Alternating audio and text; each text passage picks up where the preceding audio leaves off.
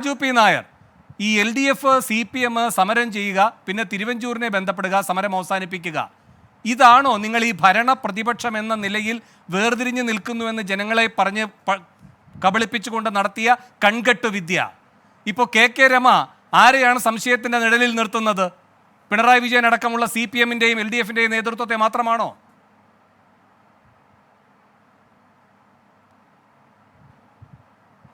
Hello Raju, കേൾക്കാമോ ചോദ്യം? Hello, കേൾക്കാവോ? വേണു കേൾക്കാവോ? കേൾക്കാം, പറഞ്ഞോളൂ. ഹലോ വേണു കേൾക്കാവോ? നോക്കൂ, ഒന്ന്, ഈ സമരം ഓഗസ്റ്റ് 12-ാം തീയതിയാണ് ആരംഭിക്കുന്നത്, 2013.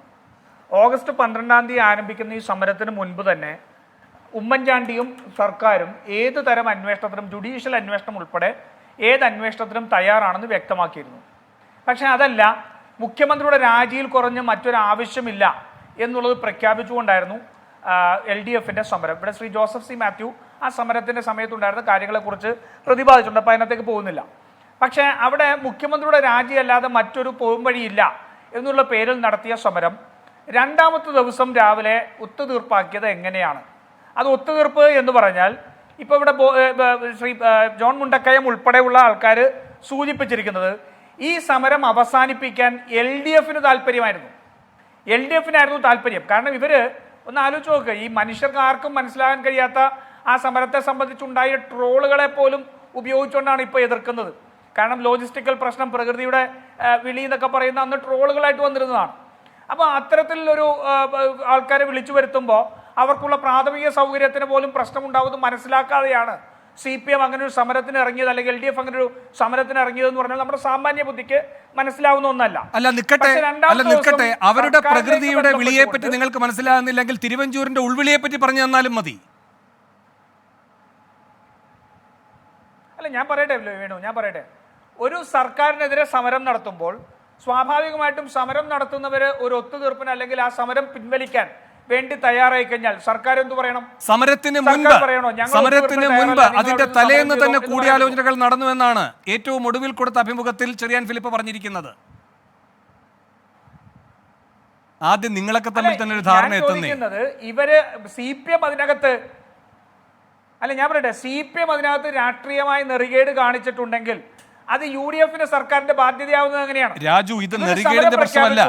രാജു, ഇത് നെറികേടില്ലായ്മ ആ തർക്കമോടെ നിൽക്കട്ടെ. അല്ല, ഒരു സെക്കൻഡ്, ഞാൻ ഇത്രയും ചോദിക്കുന്നുള്ളൂ. സമരമുഖം തുറക്കുകയാണ് ഭരണപക്ഷവും പ്രതിപക്ഷവും. അല്ല, ഒരു സെക്കൻഡ്, ഭരണപക്ഷത്തിനെതിരെ പ്രതിപക്ഷം സമരമുഖം തുറക്കുന്നു, നിങ്ങൾ അവരെ നേരിടാൻ പോകുന്നു, അവർ വിട്ടുവീഴ്ച ചെയ്യാൻ വരുന്ന അത്രയും ദുർബലമായ അവസ്ഥയിൽ. ഇതാണല്ലോ അങ്ങയുടെ ചിത്രീകരണം. പക്ഷെ നാം കാണുന്നത് എന്താണ്? ഈ വേർതിരിവൊന്നുമില്ല. സമരം തുടങ്ങാൻ പോകുന്നു, അപ്പോൾ തന്നെ AK സെന്ററിൽ ആശങ്ക. ആ ആശങ്കയുമായി ചെറിയാൻ ഫിലിപ്പ് പോയി ഭക്ഷണമേശയിലിരുന്ന് തിരുവഞ്ചൂരിനത് പറയുന്നു. തിരുവഞ്ചൂരിന് മാറ്റി, എങ്ങാനും ഇതിപ്പോൾ കുഴപ്പമാകുമോ, ക്രൂരനായ ഒരു ഭരണാധികാരിയായി ഞാൻ മാറുമോ, അവിടെ നിന്ന് എന്തെങ്കിലും ചെയ്യാൻ പറ്റുമെങ്കിൽ ഇവിടെ നിന്നും വിട്ടുവീഴ്ച ചെയ്യാം, ഇങ്ങനെയുള്ള ആലോചനകൾ നടക്കുന്നു. ഇപ്പം നിങ്ങളുടെ ആലയത്തിൽ തന്നെയുള്ള 2 പേർ തിരുവഞ്ചൂരുമായി ബന്ധപ്പെട്ട് പരസ്പര വിരുദ്ധമായ കാര്യങ്ങൾ പറയുകയാണ്. ഒന്ന്, ചെറിയാൻ ഫിലിപ്പ് പറയുന്നു ഈ സമരം തുടങ്ങുന്നതിന് മുന്നേ തന്നെ ചെറിയാനും തിരുവഞ്ചൂരുമായി സംസാരിക്കുകയുണ്ടായി, പിന്നെ ബ്രിട്ടാസും ചെറിയാനും കൂടെ പോയി തിരുവഞ്ചൂരിനെ കാണുകയുണ്ടായി, ഇതൊക്കെ സമരം തുടങ്ങുന്നതിന് മുൻപ് തന്നെയെന്ന്. അങ്ങനെയല്ല തിരുവഞ്ചൂർ പറഞ്ഞത്. തിരുവഞ്ചൂർ പിന്നീട് പറഞ്ഞൊരു കാര്യം എന്താണ്? ഇന്നും ഇപ്പോൾ പറയുകയുണ്ടായി, ഈ ചാർട്ടർ ഓഫ് ഡിമാൻഡ്സുമായിട്ട് പ്രേമേന്ദ്രൻ വന്ന് കണ്ട് സംസാരിച്ചു UDF നേതാക്കന്മാരെ എന്ന്. പ്രേമേന്ദ്രൻ പറയുകയാണ് അങ്ങനെ പോയിട്ടേ ഇല്ല എന്ന്. ഞാൻ അതുകൊണ്ടാണ് പറയുന്നത്, ഇടതുപക്ഷമായി നിങ്ങൾക്ക് നല്ല ആശയവിനിമയമാണ്, നിങ്ങൾക്കകത്തുകൂടി ഒരു നല്ല ആശയവിനിമയം വേണ്ടേ? അതിൻ്റെ അഭാവമാണ് ഇപ്പോൾ ഏറ്റവും പ്രകടമായി കാണുന്നത്. വേണു, എനിക്ക് പറയാനുള്ള കാര്യം ഒന്ന് പറഞ്ഞ് പൂർത്തീകരിക്കാൻ സമയം തരാം. അതിനുശേഷം ഞാൻ പറയുന്നുള്ള വൈരുദ്ധ്യം അങ്ങ് ചൂണ്ടിക്കാണിച്ചോളൂ, അപ്പോൾ ഞാൻ പറയാം. പക്ഷെ നിങ്ങളിങ്ങനെ ആദ്യം മുതൽ ഇടപെട്ട് കഴിഞ്ഞാൽ പറയാനുള്ള കാര്യം പറയാൻ പറ്റില്ലല്ലോ. അതിനകത്ത് ഏറ്റവും പ്രധാനപ്പെട്ട എന്താ, ഒരു സമരം ഏതെങ്കിലും ഒരു പാർട്ടി പ്രഖ്യാപിച്ചതിന് ശേഷം സർക്കാരിനോട് സന്ധി ചെയ്യാൻ വേണ്ടി വന്നു കഴിഞ്ഞാൽ സർക്കാർ സന്ധിക്ക് തയ്യാറല്ല എന്ന് പറയേണ്ട കാര്യമുണ്ടോ? സർക്കാരിനെ സംബന്ധിച്ചോളം സമരം ഒഴിവാക്കുക എന്നുള്ളതാണ് ആദ്യത്തെ ലക്ഷ്യം. എന്താ സംശയം? ഇനി ഇവിടെ തിരുവഞ്ചൂരിനെ കുറിച്ച് പറയും, ഞാൻ ചോദിക്കട്ടെ, അവിടെ കേന്ദ്രസേന ഉൾപ്പെടെ വന്നില്ലേ? കേന്ദ്രസേന ഉൾപ്പെടെ വന്നല്ലോ. ഉമ്മൻചാണ്ടി തന്ത്രപരമായിട്ടൊരു നിലപാടെടുത്തല്ലോ. എന്താ, 2 ദിവസം അവധിയും കൊടുത്തു. അവധി കൊടുത്ത് ശനിയും ഞായറും കഴിഞ്ഞപ്പോഴത്തേക്ക് ഇവർക്ക് നിൽക്കാൻ കഴിയില്ല എന്ന് ഉമ്മൻചാണ്ടിക്ക് കൃത്യമായിട്ട് മനസ്സിലായല്ലോ. അപ്പൊ തന്ത്രമായൊരു സമീപനം എടുത്തു. അപ്പൊ ഇതൊന്നും മനസ്സിലാക്കാതെയാണ് CPM സമരം പ്രഖ്യാപിച്ചതെന്നും ഇനി അങ്ങ് പറയുന്ന പോലെ ചെറിയാൻ ഫിലിപ്പും തിരുവഞ്ചൂർ രാധാകൃഷ്ണനും 2 മുന്നണിയിൽ നിന്നിരുന്ന സമയത്തെ സംബന്ധിച്ച് ഉള്ള കാര്യങ്ങളുണ്ടെങ്കിൽ വ്യക്തത വരുത്തട്ടെ. പക്ഷേ സമരം തുടങ്ങുന്നതിന് മുമ്പോ അല്ലെങ്കിൽ സമരം തുടങ്ങി ഒരു ദിവസത്തിനുള്ളോ പ്രഖ്യാപിത ലക്ഷ്യത്തിലേക്ക് എത്തുന്നതിന് മുമ്പ് CPM അവർ അണികളെ വഞ്ചിച്ചോ എന്നുള്ളതാണ് ഇതിനകത്തെ പ്രശ്നം. CPM ആണ് അണികളെ വഞ്ചിച്ചത്. CPM ആണ് മറുപടി പറയേണ്ടത്. ഇത് മറുപടി പറയാൻ കഴിയാത്തതുകൊണ്ടാണ് ഇന്നലത്തെ ചർച്ചകളിലൊന്നും CPM ഉണ്ടായിരുന്നില്ല. എവിടെയായിരുന്നു? ആശയക്കുഴപ്പം ഇവർക്കുണ്ടായിരുന്നോ? വേണുവിന്റെ വാദം ഞാൻ കടമെടുക്കുകയാണ്. ഇന്നലത്തെ ചർച്ചയിൽ ജയിക്കിവിടെ പങ്കെടുത്തിരുന്നു കേട്ടോ രാജു. നിന്നത് ആശയക്കുഴപ്പം കൊണ്ടല്ലേ? അല്ല, എന്നാൽ ഞാൻ പങ്കെടുത്തതിനകത്ത് CPM പ്രതിനിധി അയച്ചില്ല എന്നുള്ളതാണ് പറഞ്ഞത്. ഞാൻ മറ്റൊരു ചാനലിൽ പറഞ്ഞു ഞാൻ CPM പ്രതിനിധി ഇല്ലാത്തതിനെ ചോദ്യം ചെയ്തു. അപ്പോൾ പറഞ്ഞു CPM പ്രതിനിധി ഇതിനകത്ത് അയക്കുന്നില്ല എന്ന് പറഞ്ഞു എന്നാണ് ഞാൻ അറിഞ്ഞത്. അപ്പോൾ ജയിക്ക് പങ്കെടുത്തിട്ടുണ്ടെങ്കിൽ ഞാനത് പിൻവലിക്കുകയാണ്. പക്ഷേ അങ്ങനെ ഒരു സമീപനം എടുത്തിട്ടുണ്ടെങ്കിൽ അത് CPMന്റെ സമീപനമാണ്. ഇനി രണ്ടാമത്തെ കാര്യം നോക്കൂ. ഇത് 2013 ഓഗസ്റ്റ് 13 ഈ സമരം പിൻവലിച്ചു. എന്തെങ്കിലും ഒത്തുതീർപ്പ് ധാരണ മറ്റൊരു രീതിയിലാണ് ഉണ്ടായിരുന്നതെങ്കിൽ ഇവർ 2013 നവംബറിൽ രണ്ടാം ഘട്ട സമരം ആരംഭിച്ചല്ലോ. അങ്ങനെ ഒരു ഒത്തുതീർപ്പുണ്ടെങ്കിൽ രണ്ടാം ഘട്ട സമരം ഇവർ ആരംഭിക്കുമായിരുന്നോ? എവിടെയായിരുന്നു? ക്ലിഫ് ഹൗസിന് മുമ്പിൽ ഉപരോധം വെച്ചല്ലോ. ഏകദേശം 9 ദിവസം എന്നാണ് എൻ്റെ ഓർമ്മ. ക്ലിഫ് ഹൗസ് ഉപരോധിക്കുന്ന സമരം നടത്തി. അപ്പൊ സെക്രട്ടേറിയറ്റ് ഉപരോധിക്കുന്നതിനേക്കാൾ കുറെ കൂടി മുഖ്യമന്ത്രിയിലേക്ക് ടാർഗറ്റഡ് അല്ലേ ക്ലിഫ് ഹൗസ് ഉപരോധം? അപ്പോ ആ രണ്ടാം ഘട്ട സമരം നടത്തി 9 ദിവസം കഴിഞ്ഞപ്പോ ആ സമരം മുഴുവൻ ഇവർ പിൻവലിച്ചു ഇല്ലേ? പിന്നെ ഇവിടെ CPMന്റെ പ്രതിനിധി സംസാരിച്ചപ്പോ ഒരു അപസർപ്പക കഥയെ കുറിച്ച് പറഞ്ഞു. ആരാണ് അപസർപ്പക കഥ ഉണ്ടാക്കിയത്? ആ അപസർപ്പക കഥ ഉണ്ടാക്കി എന്ന് പറയുന്ന ആള് ഇന്ന് ഈ മന്ത്രിസഭയിൽ അംഗമല്ലേ? ഈ അന്വേഷിച്ച CBI കൊടുത്തിരിക്കുന്ന അഫിഡവിറ്റ് പറഞ്ഞിരിക്കുന്നത് എന്താ? ഉമ്മൻചാണ്ടിക്കെതിരെ ഉണ്ടാക്കിയ ആരോപണങ്ങളെല്ലാം, ലൈംഗിക ആരോപണങ്ങൾ ഉൾപ്പെടെയുള്ള ആരോപണങ്ങൾ എല്ലാം ഗണേഷ് കുമാറിന്റെ ക്രിമിനൽ ഗൂഢാലോചന ഉണ്ടായിരുന്നതാണ്. ആ ഗണേഷ് കുമാറിന്റെ ക്രിമിനൽ ഗൂഢാലോചനയിൽ ഉണ്ടായിരുന്ന ആ കേസിന്റെ പേരിലല്ലേ ഇവർ സമരം ചെയ്തത്? ഇന്ന് ആ ഗൂഢാലോചന നടത്തിയ ആളെ ഒക്കെ തിരുത്തിക്കൊണ്ടല്ലേ ഈ പറയുന്നത്. അപ്പോ ഈ സോളാർ കേസിൽ ആദ്യം മുതൽ രാജു, നിങ്ങൾ ആ ഘട്ടത്തിൽ ഒരു നിലപാടെടുക്കുകയുണ്ടായി ഗണേഷ് കുമാറിനെ മന്ത്രിയാക്കരുത് എന്ന് അല്ലേ? അതൊക്കെ ശക്തമായി നിങ്ങൾക്ക് ഉന്നയിക്കാൻ കഴിയാതിരിക്കുകയും ഗണേഷ് കുമാറോടെ മന്ത്രിയായി വിലസുകയും ചെയ്താൽ പിന്നെ നിശബ്ദ സാക്ഷിയായി ഇരുന്നിങ്ങനെ രോദനം നടത്താനേ കഴിയൂ. അത് നിങ്ങളുടെ ബാധ്യതയാണ്.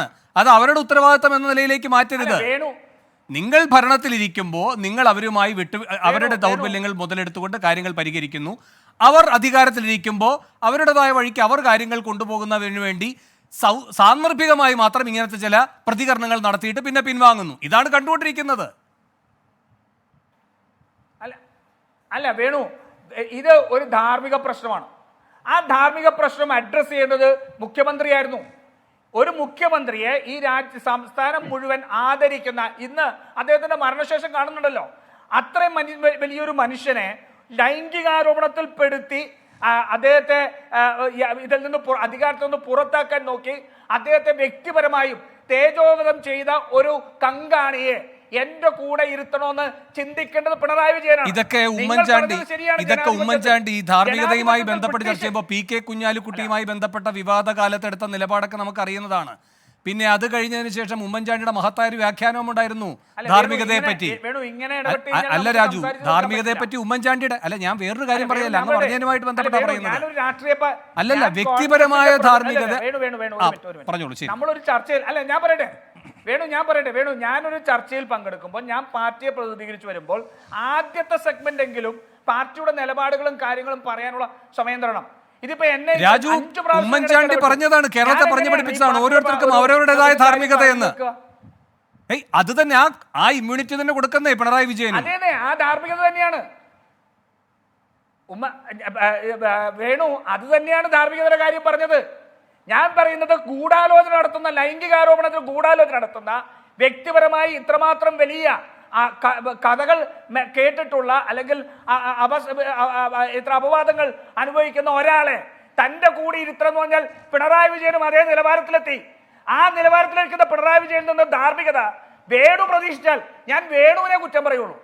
രാജു, എനിക്ക് ഒറ്റ ചോദ്യം, എനിക്ക് വേഗം ഒരു ഇടവേളയിൽ പോകണം. ആ ഇടവേളയുടെ സമയം കഴിയുകയാണ്. പക്ഷെ എന്നാലും രാജു വേഗം, എന്തുകൊണ്ട് അങ്ങനെയെങ്കിൽ ഏത് ഉപാധിയുടെ പുറത്ത് അല്ലെങ്കിൽ എന്തുകൊണ്ട് CPM ഈ വലിയ സമരം, രാഷ്ട്രീയ കേരളം ഇന്നുവരെ കണ്ടിട്ടില്ലാത്ത അതിഗംഭീരമായ സമരം, അത് 30 മണിക്കൂർ പിന്നിടുന്നതിന് മുമ്പ് പിൻവലിച്ചത് എന്തുകൊണ്ട്?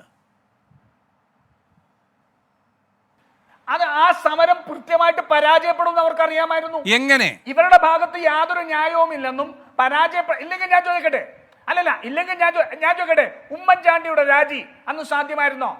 ഉമ്മൻചാണ്ടിയുടെ രാജി സാധ്യമായിരുന്നില്ല. ഞാൻ ചോദിക്കുന്നത് അത്തരത്തിലൊരു ഡിമാൻഡ് വെച്ചിട്ട് മുൻപ് ഉമ്മൻചാണ്ടി പ്രഖ്യാപിച്ച ഒരു വിഷയത്തിൽ തന്നെ ആ സമരം ഒത്തുതീർന്നത് എന്തിന്? അങ്ങനെ ഒത്തുതീർപ്പുണ്ടാക്കിയത് മറ്റെന്തെങ്കിലും ധാരണയുടെ പുറത്താണെങ്കിൽ വേണു ഒറ്റ കാര്യം പറ, അല്ലെങ്കിൽ ആർഷോ ഒരു കാര്യം പറ. 2013 നവംബറിൽ എന്തിനാണ് രണ്ടാം ഘട്ട സമരം LDF ആരംഭിച്ചത്? അങ്ങനെയെങ്കിൽ എന്തുകൊണ്ട് ഇതൊക്കെ അറിയുന്ന KK രമയുടെ രാഷ്ട്രീയ ബോധ്യത്തെ നിങ്ങൾ വില കുറച്ച് കാണുന്നു? രാജു, അതിനുള്ള മറുപടി ഇവിടെ, എന്നിട്ട് എനിക്ക് ഇടവേളയിലേക്ക് പോകണം. ഞാൻ വില കുറച്ച് കാണുന്നില്ല.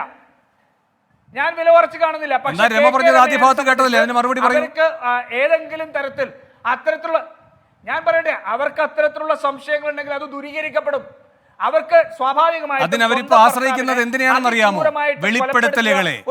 കാരണം വെളിപ്പെടുത്തലുകളിലൂടെ മാത്രമേ ഈ അന്തർരഹസ്യങ്ങൾ, അന്തർനാടകങ്ങൾ പുറത്തേക്ക് വരൂ എന്നതാണ് ഇരു മുന്നണികളും ചില കാര്യങ്ങളിൽ ഒറ്റ മുന്നണിയെ പോലെ എല്ലാവരെയും വഞ്ചിക്കുന്നു എന്നതിന്റെ ഏറ്റവും നല്ല സാക്ഷ്യപത്രമാകുന്നത്.